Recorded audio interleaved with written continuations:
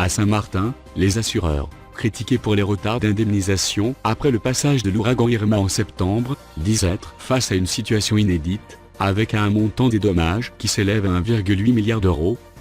Nous sommes conscients de l'impatience, a dit Arnaud Knavais, le délégué général de la Fédération française de l'assurance de passage à Saint-Martin en fin de semaine dernière, accompagné de Stéphane Penet, le directeur des assurances de dommages et de responsabilité. Il faut aussi comprendre que c'est une situation inédite et que la situation est difficile parce qu'il faut traiter chaque contrat au cas par cas, a déclaré M. Knavais, espérant que les paiements seraient faits avant mi-février. Il faut avoir conscience que c'est un événement majeur dans l'histoire des assurances depuis l'existence du régime de catastrophe naturelle. Le montant des dommages assurés élève à 1,8 milliard d'euros, ont ajouté les représentants des assureurs. En tout, 24 000 sinistres assurés ont été enregistrés sur les îles du Nord. 16 000 sinistres à Saint-Martin pour 970 millions d'euros de dégâts et 8 000 sinistres à Saint-Barthélemy pour 830 millions d'euros. Pour justifier les délais importants du traitement des dossiers, les assureurs évoquent d'abord le temps de mise en place du processus. Il a fallu environ 50 jours pour que la centaine d'experts arrive à Saint-Martin.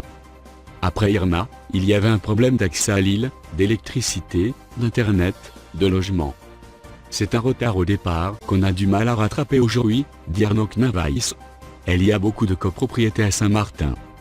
C'est assez inédit, affirme Stéphane Penet. On ne retrouvait pas certains propriétaires. Certains ont investi en défiscalisation et se désintéressent totalement du bien.